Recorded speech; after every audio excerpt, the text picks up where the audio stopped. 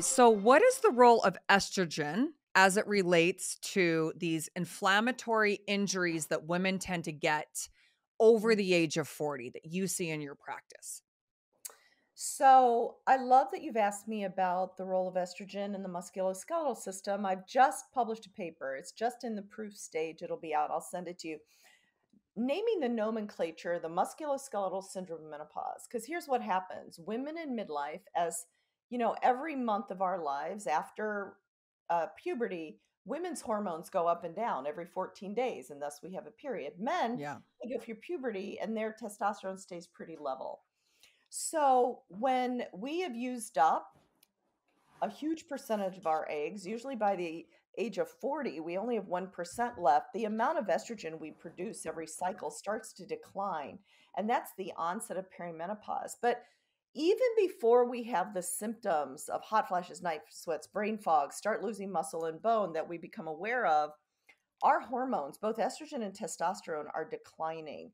And so, what that does in a variety of the musculoskeletal tissues and in our immune system is changes all the amazing thing that estrogen does for us. So, when it comes to inflammation, estrogen is a huge anti inflammatory. It works directly to regulate a chemical called tumor necrosis factor, which is a huge inflammatory cytokine, as well as working in the immune system on a molecule called the inflammasome. But the end result of not having estrogen sitting, I always do this with my hands. This is an estrogen receptor. This is estrogen. The net effect of having no estrogen sitting in the estrogen receptor is that none of the downstream control mechanisms can happen. And so Mhm. women become highly inflamed, and that manifests in many ways. Number one, arthralgia, which is total body aching. And this was one of the main symptoms that I arrived into perimenopause with. I'm an athlete, I was a dancer, I could do anything with my body. And all of a sudden, I couldn't get out of bed because everything hurt. And that, I didn't realize that at the time. I fully realize it now, is due to estrogen becoming lower. The second thing that manifests as is the ever popular frozen shoulder, where Mhm. women show up with shoulder pain. They didn't hit their shoulder on the bedroom door, they didn't fall, they didn't lift too much, but all of a sudden their shoulder hurts, and they follow their instincts. They don't move their shoulder. And in less Mhm. than a week, I'm not kidding you, women will come in unable to hook their bra, which I call the can't hook your bra sign, and Yeah. they can't lift their arm. And that's just because of the raging inflammation in the shoulder capsule. And it starts out first with hot red pain. Mhm. Over time, the pain can go away, but the capsule, the connective tissue of the shoulder actually contracts. And that's where you've got women for years not able to move their arm. Yeah. And that is just estrogen walking out the door, right? Um, so that's arthralgia, that's frozen shoulder. Um, It manifests a lot of other ways within the musculoskeletal system. Our cartilage becomes less hardy. We have rapid progression of arthritis.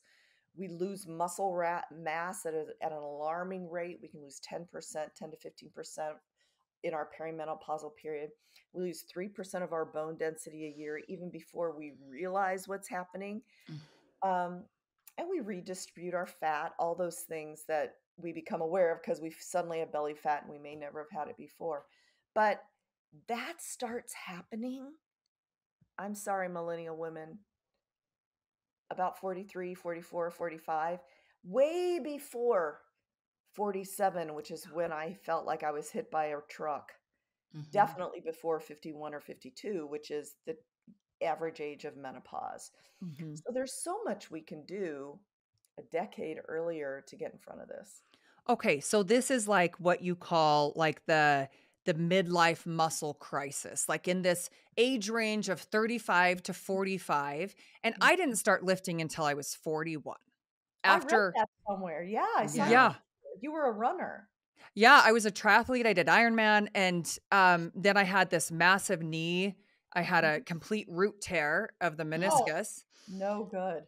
And so I was non-weight bearing for, 6 weeks, and I was Mhm. like, "I'm getting certified, like, I'm changing my whole." So I got certified as a personal trainer. I mean, I Mhm. was teaching Pilates and I was very active my whole life, but it is a doozy. I mean, I had osteonecrosis in the Mm. femur, Wow. Oh, you know, wow.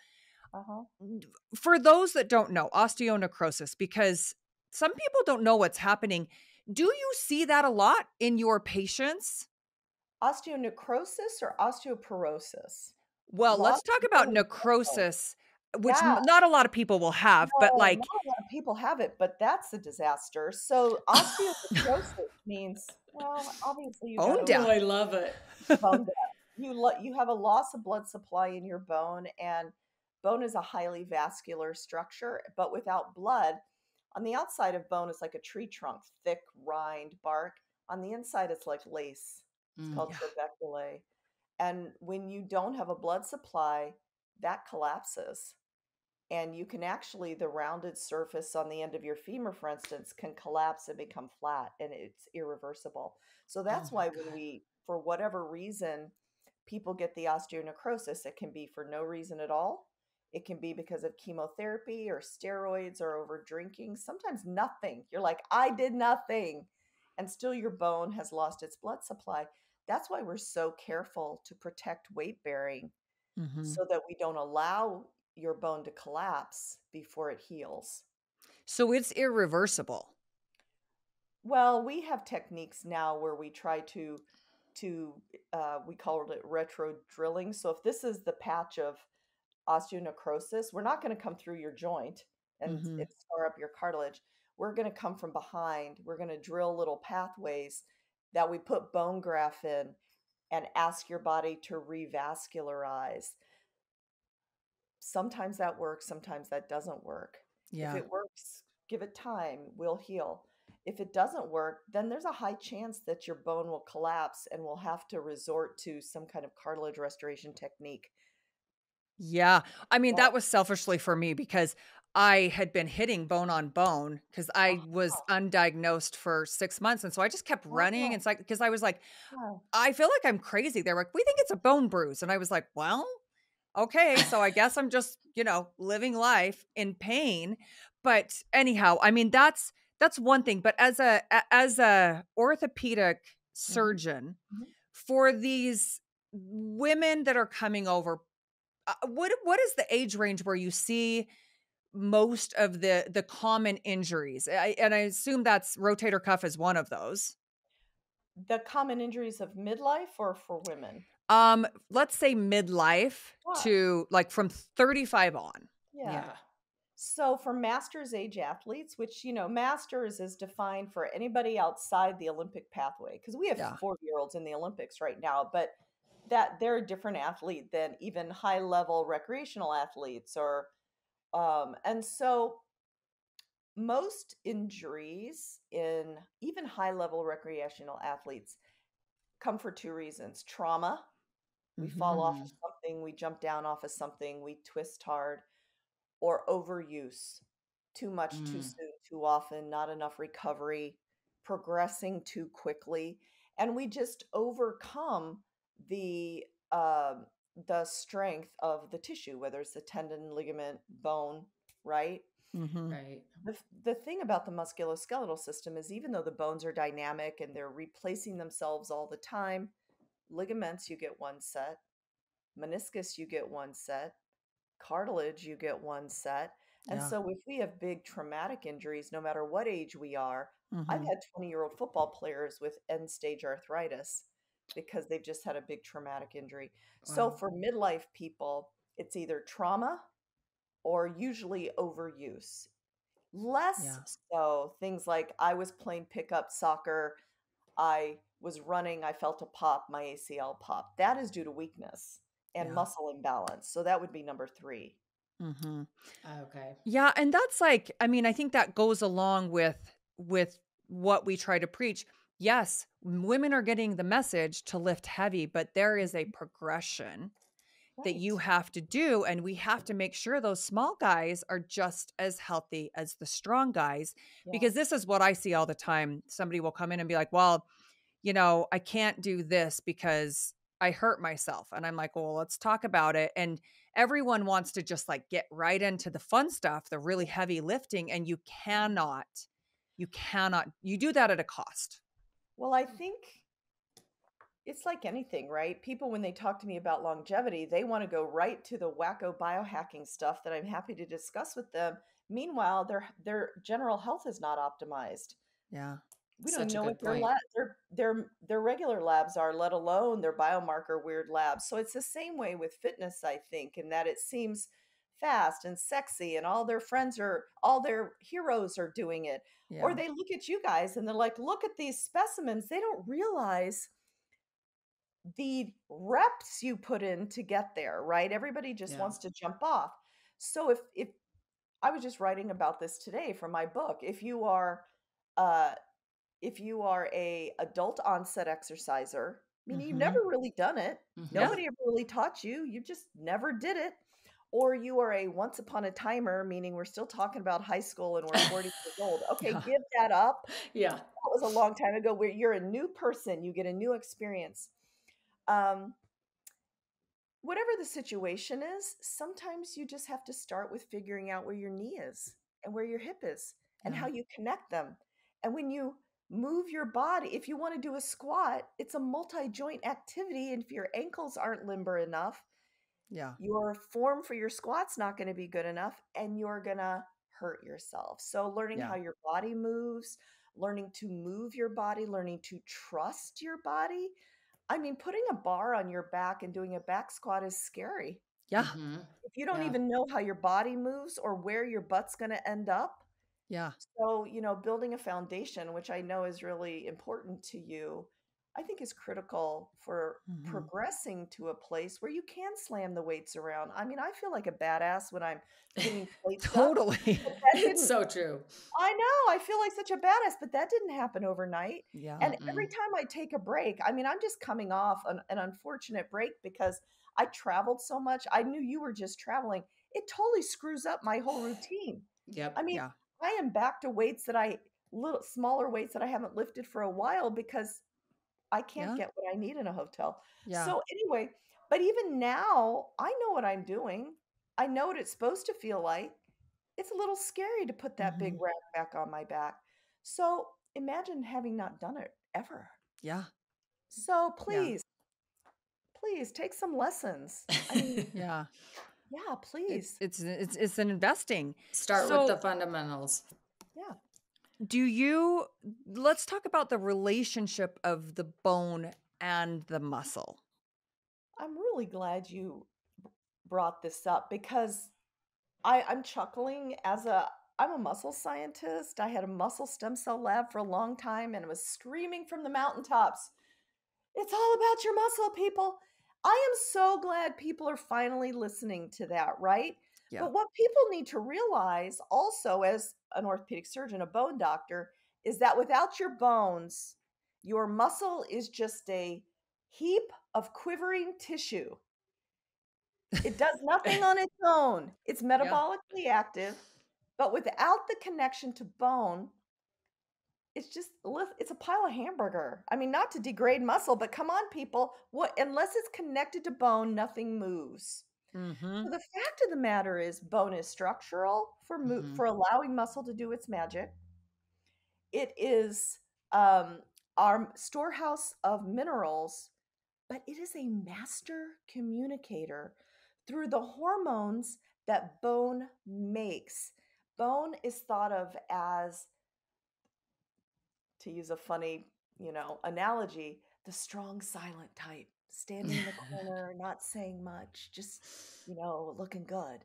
Bone is a master communicator. It produces multiple hormones, including one that's I'm starting to talk about all the time called osteocalcin.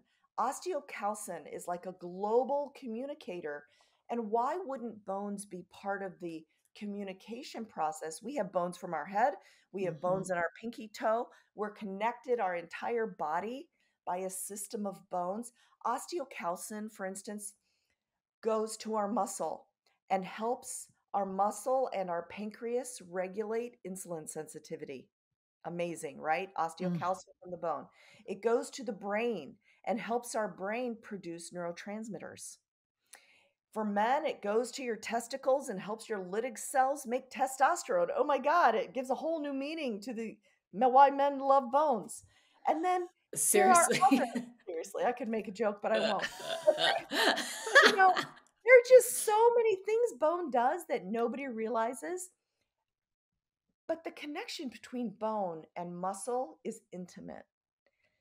Muscle, if a muscle is my arm, is connected to bone through a tendon, which is my hand. It Mhm. connects to a bone like this.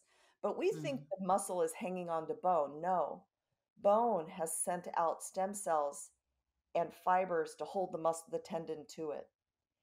So they Ugh. are intimately related. They're holding hands. They are not two organs in the separate sides of the universe.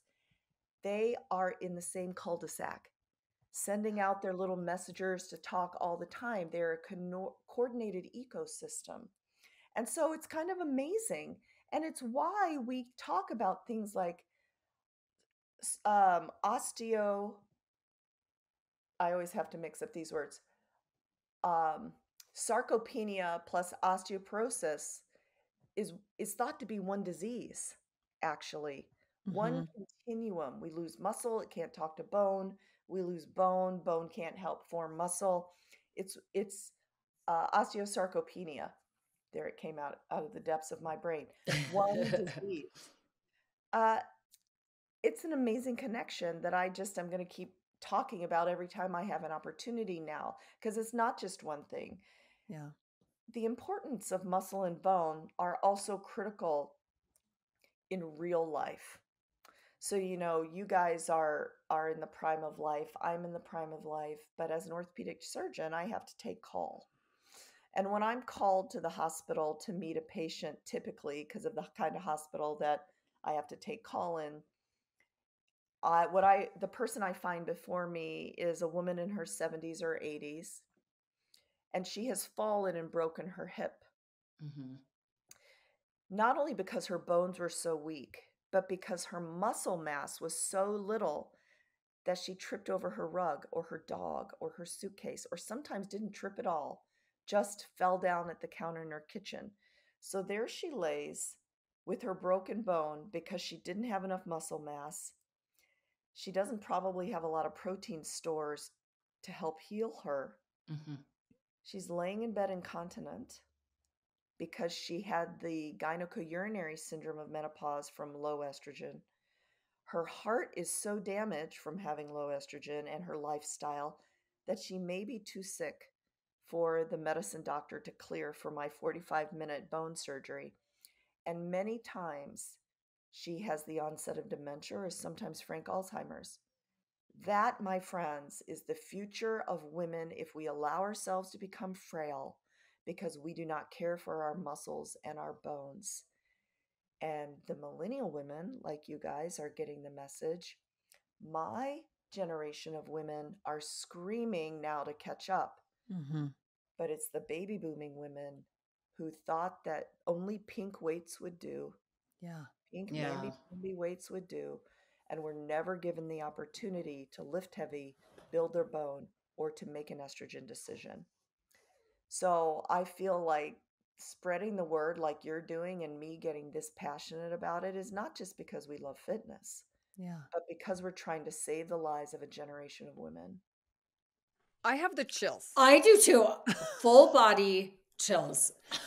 Okay, so Oh, I feel like yes, I mean, and it's never too late. It's never too late. no. Never too The late. the process looks a little bit different for me on the strength side if I'm coaching a 70-year-old that's never done anything versus even a 49-year-old.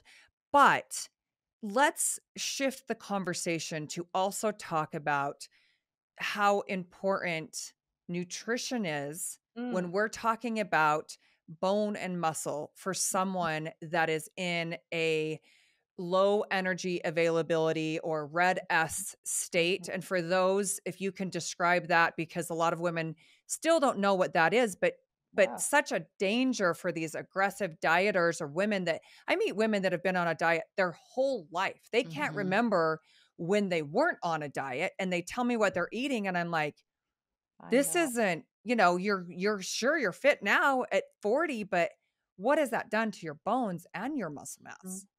Well, you know,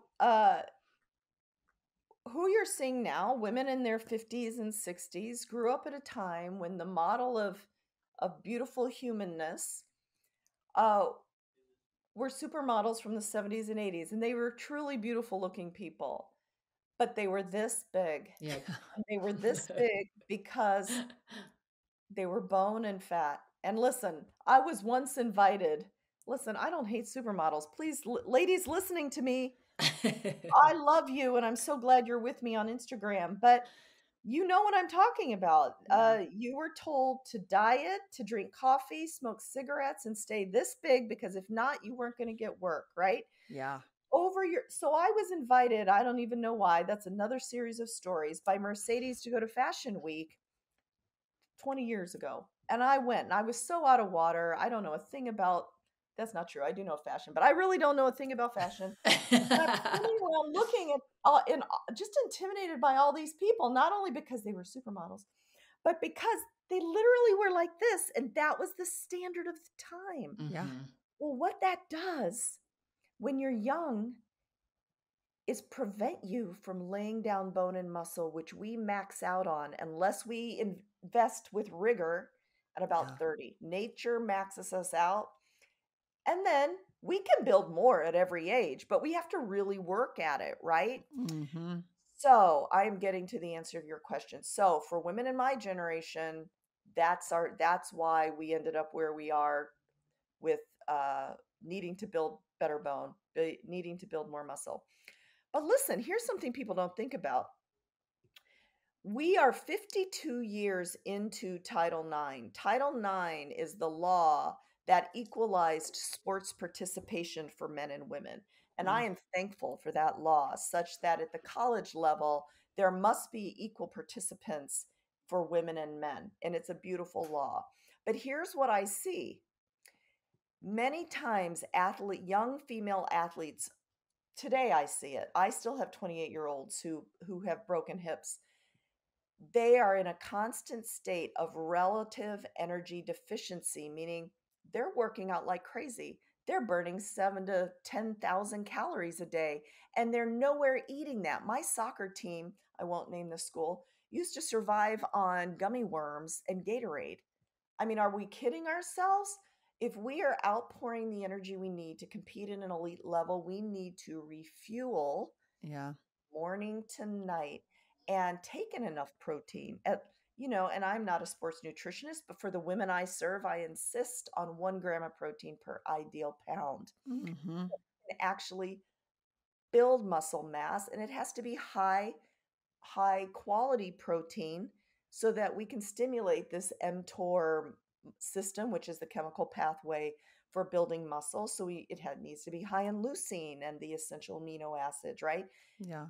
It's not just empty calories, it's how you fuel your bodies with enough calories, enough different kind of macros so that you can build muscle and bone. Because here's what we know. Our bodies are so smart.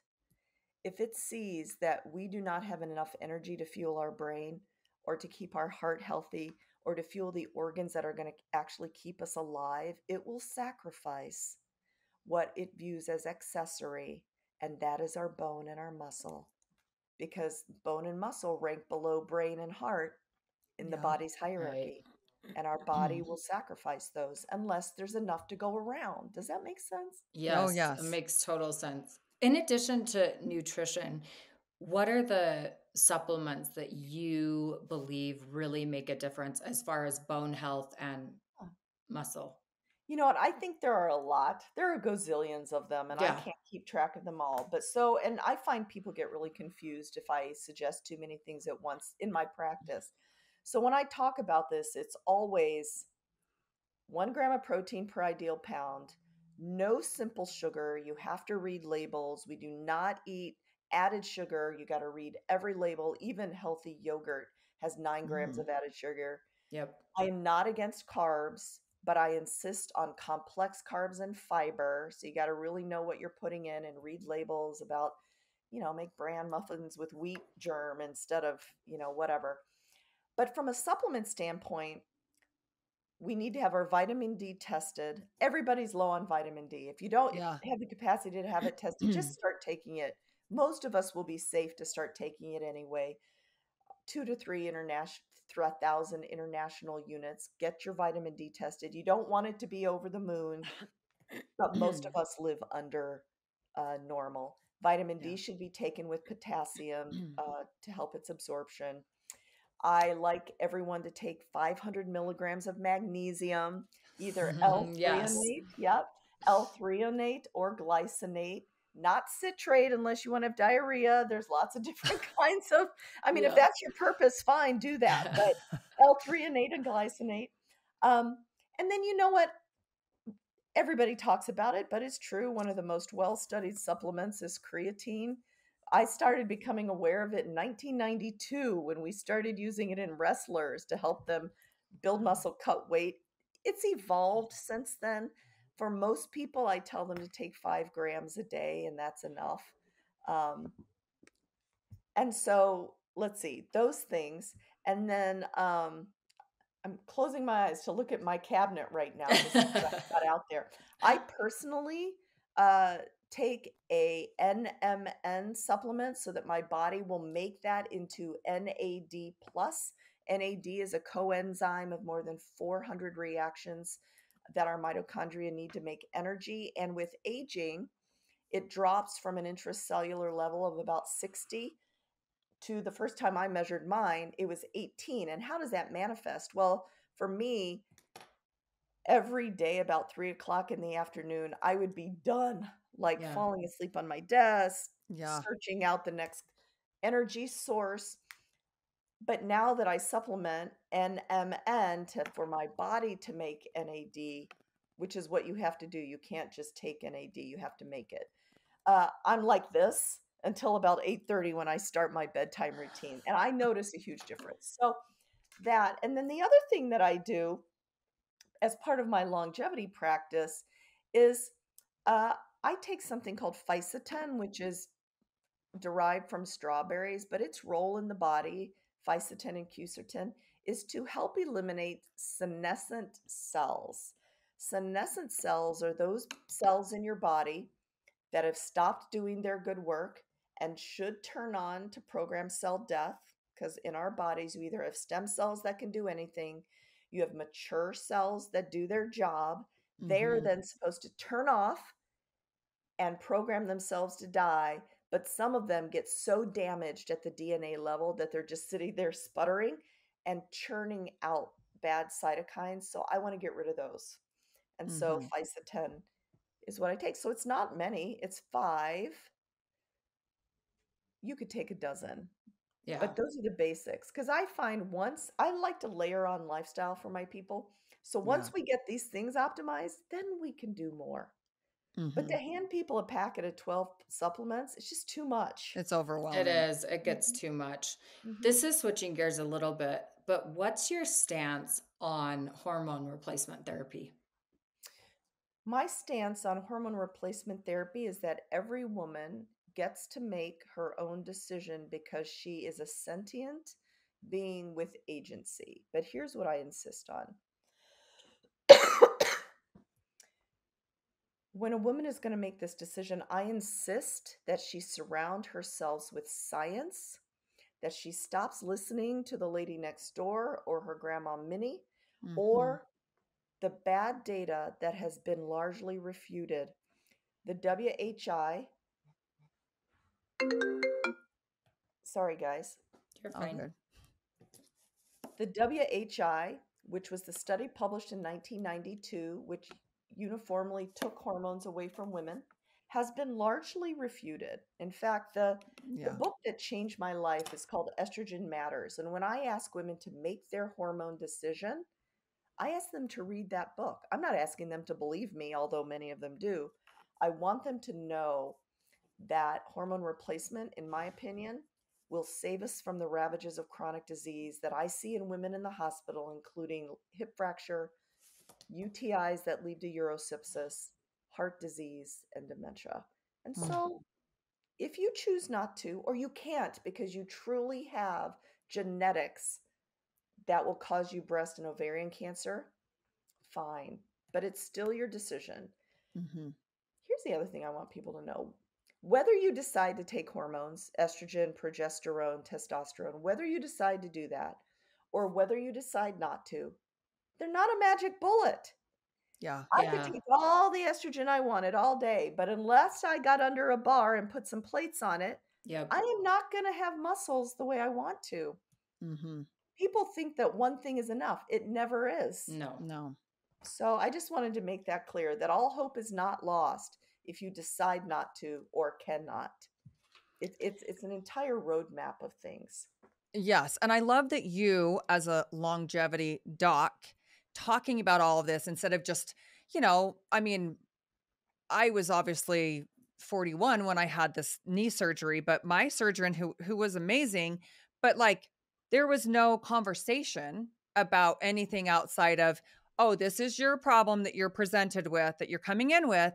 Let's Mm-hmm. treat this and, go on your way. Bye-bye. Mm-hmm. Didn't see it. But how do you incorporate that into your practice?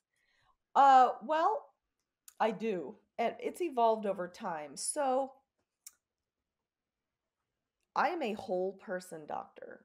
And so just because your orthopedic surgeon sees you as a knee doesn't mean you're not going to get good knee care, but that's probably all you're going to get, right? Mm, Mm-hmm. But as a whole person doctor, I still can fix your root tear and I can still reconstruct cartilage and all the technical things that we expect orthopedic surgeons to do. But I view my driving force, my why in orthopedic surgery is the mantra. It's on all my slide decks.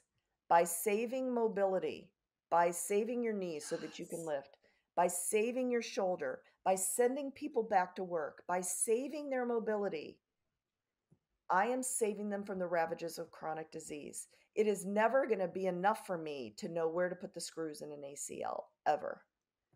I know I was trained at the #1 orthopedic hospital in the world, Hospital for Special Surgery, but that is not Love enough it. for me, right? Right. So here's two examples. We have examples all day. I had a 57-year-old woman who was being treated by Dr. Google, and she was determined not to age like her mother, who was frail and Mm-hmm. depressed and all the things that she didn't want to be. So she thought she was eating well, but what she was doing is starving herself. She was lifting really heavy, but she wasn't feeding her body to support that. She had decided not to take hormones because not because she had known the literature, but because she was scared by the unknown, right? So she was doing the right thing, but she broke her hip Mm. because she wasn't supporting. She had osteoporosis and she didn't know it. Yeah. So she came to me.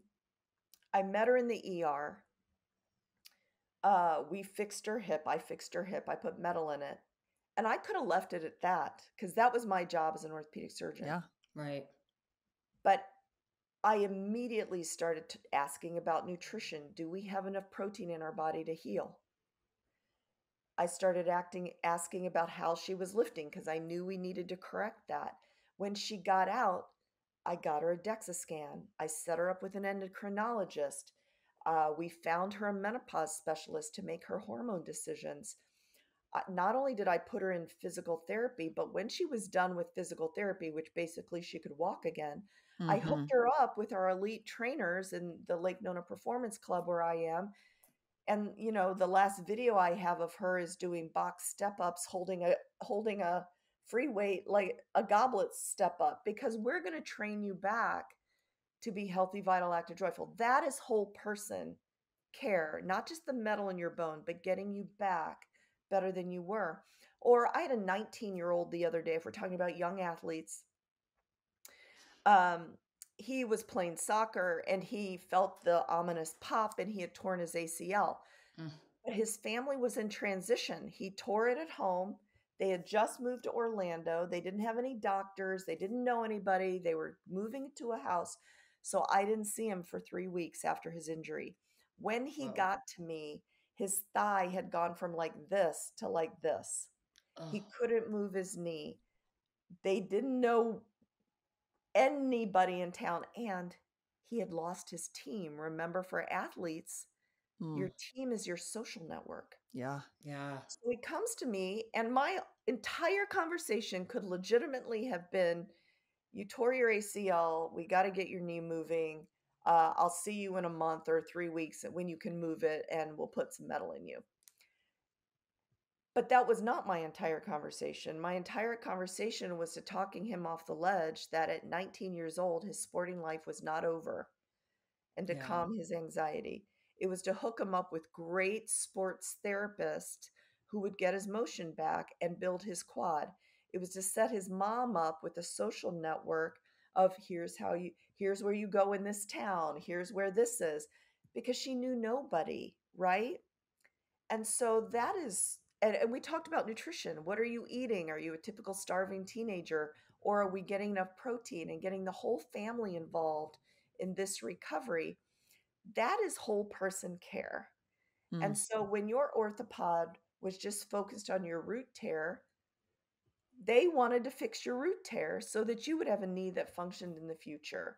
yeah. But not everybody chooses to take the approach I take. And I choose to take this approach because what's my mantra? By saving your mobility, I'm saving you from the ravages of chronic disease. So I have a long term disease perspective and not a short term put metal and bone perspective. And that serves me and it serves my patients really well. Yes. I I actually, I'm going to shout out Hospital for Special Surgery because that's where I had my surgery. Oh, they're So, excellent oh no, doctors. they were, he was taught like Yeah, one of the best, yes. knee surgeons Yeah. specifically. And so like I went to him and I was so desperate by that point. He was like, they're like, he doesn't take insurance. I'm like, I don't care. yeah, Like, whatever it if takes. you could fix my knee, because I had been out for like 9 months just from Wow. other doctors, No. not so it was worth it. But I love that you have taken this full body, whole person approach because really a lot of the stuff comes down to not everything.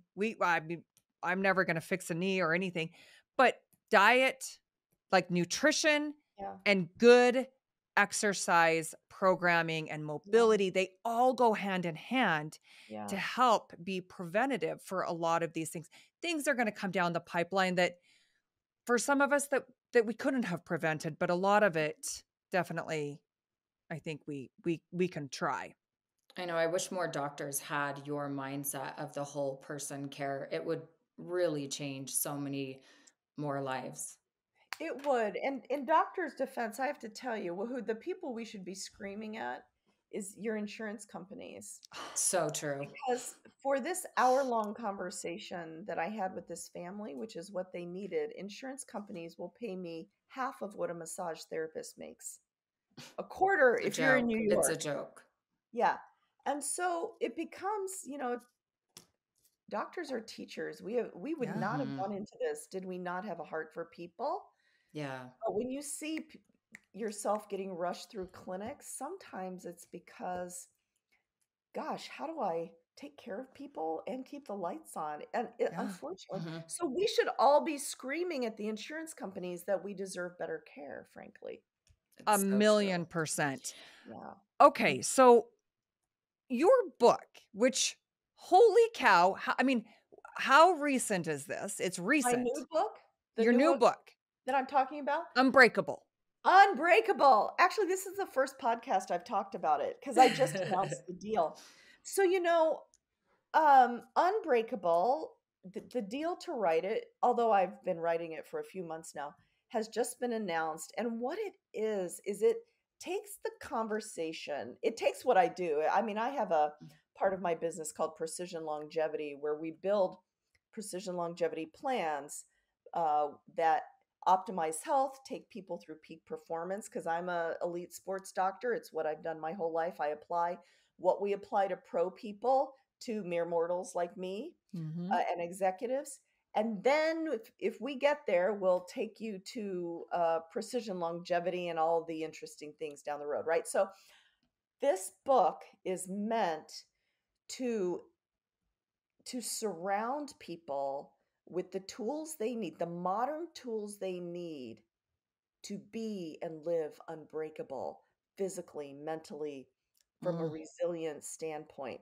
So it's about optimizing your health, lifting heavy, base training, why sprinting is so good for you to recompose your body. It's about the smart nutrition that we need, but it's also framed in the pillars of longevity. Not it is formulated to give you the principles of what you need to find a good plan that will lead you to longevity, but it's also framed around epigenetics, Mm. about around stem cell rejuvenation, about building your telomeres. It's the pillars of aging that are typically viewed in a negative sense. What are the 12 things that are going to kill us as we age? Right. And pivoting that conversation to say, how, when you lift heavy, does the transcription of 9,800 genes change our future? And Oh, I it's a cannot whole wait for thing. this book. I can't believe we have to wait till 2025. I know, but you know what? We'll have a whole year of, Yeah. I've released yesterday, I released a little wait list because what I intend to do I intend to leak out some of the tidbits like Yeah. bone information about osteocalcin.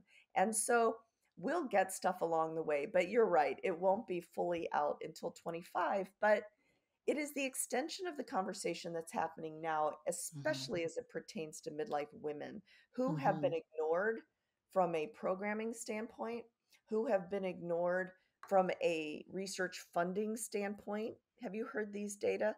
Research for research funding for midlife women for all NIH funding is about $450 billion. These numbers are not quite right, but the magnitudes are spot on. Research for women in general, about 450 million, so 10%.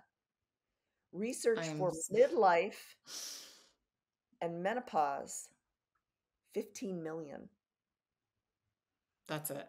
450 billion, 450 million, 15 million. And so no wonder we don't know exactly what to do. There's been no research on us. Yeah. It's all been on men. Research is expensive, so it's usually done on men and spread across the board. But I think this book is what women will be waiting on because gosh, I love men. I'm married to a man. Most of my colleagues are men, but we have a real bro culture when it comes to longevity, yeah. and when I I was on, this is just so typical, and to this I say get in line. But uh, I just did a podcast with uh, the Diary of a CEO, and one of the bro culture guys, without listening to one word of the podcast, put up some snarky remark, and I just think to myself, A, get in line. B, there is no place for that because 51% of all the population in this country are women. Mhm. So by Amen. disregarding women, fit women, unfit women, you are disregarding the majority of people in this country. Yeah. And that is wrong. Oh, I'm doing an Instagram live with you when your book comes out next year because I'm already going to be talking about it. I was so excited to see that. I was finally. Yep. So, what would your okay, so you talked about we know heavy strength training. We know we Yep. have to have a lot of protein. What about the plyometrics? What are some Mhm. bone tips for Yeah. keeping really strong bones? Yes. Okay. The way bones build is that they turn the biomechanical stimulus that they feel into biochemical messages to the cells to tell it to resorb or build. Mm. So the biomechanical stimulus is jumping, is pounding. Walking's fine, rebounding is fine. Um, Climbing is fine, but if you really want some bang for your buck, you're jumping rope, you're stomping, you're skipping, you are, how about this? This is the biggest one, although I don't do this, it's kind of pain in the butt. It's a squat vertical leap. Oh, Start in the squat, vertical leap up and land hard. That gives your bones like 7.5 times impact. Now, take jumping. That's about 4 times. It's easier. 20 jumps a day. Mm. That will give you enough biomechanical stimulus to lay down bone. What if, I get this question all the time, what if your knee's already hurt? What if you Mm. can't do that impact? Well, listen, when NASA returns astronauts from space, they use trampolines and rebounding. You Yeah. can do it. They use vibratory plates, for which the research is a little less hardy than rebounding has some really good research. Vibratory plates has a little less. But the thing is, what you're doing for women every day is critical. The stimulus of muscle pulling on bone will build better bone. Yeah. So build some muscle and you'll be building better bone. It's actually quite when I have my clients jump, it's like, we go like this far off the ground. It's like, wait, I see the basketball players, and then it's like, Yeah, wow, this speed and, power really, really can't be neglected either for multiple that's reasons. because their butts are so weak.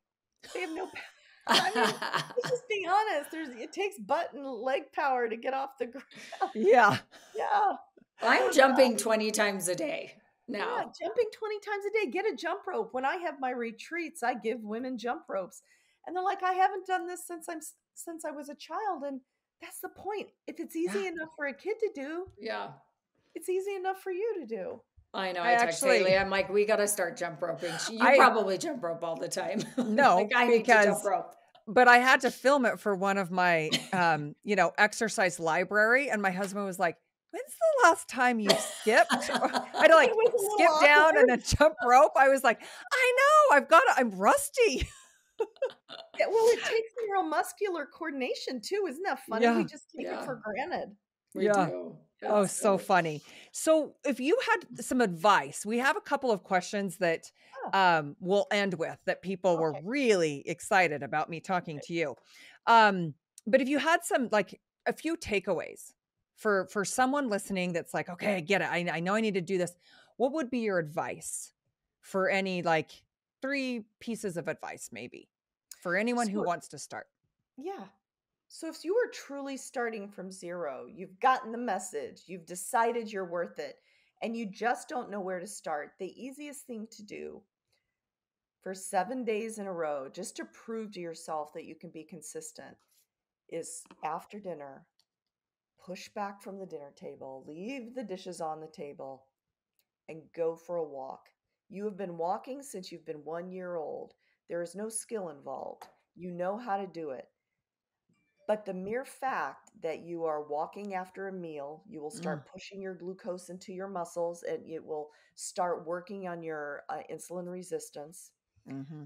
The mere fact that you prioritize yourself over the dishes will reinforce for you that you are important. And then the walking, uh, I'm not asking you to walk 8,000 steps after dinner, but if you walk that many steps a day, it decreases your all cause morbidity and mortality up to 30%. You're doing real change without the intimidation of showing up to some big gym Yeah. and putting a barbell on your back. So that's number one. If you're truly starting out, just commit for 7 days. Mm, Another easy thing to do if you're starting is on the days you're walking in a row, you're going to stop eating sugar. And it's harder than it sounds, but if you're doing that for 7 days, at the end of 7 days, your taste buds will change Mhm. and you won't crave it as much anymore. And you will have started to control your blood sugar, right? These I are not love that rocket tip. science. This is easy. And then the last piece of advice, two pieces of advice, find a good foundational program. I mean, yeah. when I ask you, Haley, when I just put out a Building Better Bone course, but so many of my women were sitting on the couch and they don't know where to start. And I said, what do they do? You built a foundations course for them. Find a foundations course so someone can hold your hand through how your body moves so Yeah. that you don't feel so wigged out by it. And the last piece of advice that is really important is to realize that you are worth the daily investment in your health. Nothing is more important, not the people you serve, not the people you love. Until you take care of yourself, nothing else matters. I'm gonna cry. This is, that's the best I told advice. you she's the best I motivational know. speaker too. That's I'm what like, I'm saying. how do you get all of it in one person? It's amazing. Laura, do you have some questions? Those few questions, and then we're gonna get Dr. Vonda Wright on her way for Honestly, everything else. the only thing I wanted, one of the most powerful things that I think goes along with this that is very simple that you talk about is the sitting epidemic. Oh, And I feel we're like we doing can end now. with, yeah, we can end with that. I just think it's powerful and it relates to everyone. And so you can kind of just briefly discuss that. You know what? Through our work, through the amazing digital technology, right? We are no longer an agrarian society. We're not growing our own food. We're not out chasing animals around. Most of us are sitting most of the day. Even, as an orthopedic surgeon, 3 days a week I'm sitting, writing or doing that kind of work. The other days of the week I'm pacing up and down my clinical hallway or I'm doing surgery. But that being said, even for most of us, our lives are spent sitting. When we're sitting hunched over in a chair, our back core, the muscles along our back get really weak. Our front core gets really weak. Our belly sticks out, and we atrophy our glutes. That is a setup for low back pain. 80% of all people in this country get low back pain, Mm. not because there's something wrong with our backs. There is something wrong with the muscles that support our backs because we sit all day. So that's number one. Number two, we are designed to move. What do I mean by that? If we were designed to sit all day, we would be in nature, form follows function. We Yeah. were made with our strongest bones and our biggest muscles below our belly button. If we were meant to sit all day, we would be made like a mushroom with a big sessile stalk, or like Jabba the Hutt, where he just kind Yeah. of he's like laying there with a head, right? If Yes. nature It's so intended true. us to sit all day, we would have been designed like that. Yeah. We were designed to move. That should tell us something. Yeah. Oh, okay. Well, this has been such a fantastic conversation. I would love, love, love. I'm looking forward to your book. We're Thank you. looking forward to having you on at another point in time. And I just want to thank you for everything that you're sharing in the world, and not only for your time today, but for just what you're doing for women and the longevity spectrum that you take and the whole body approach. So thank you for being who you are. Wow. And I hope to meet you in person one day. Me Oh, we will. too. Thank you for Yes. having me. It's been fun.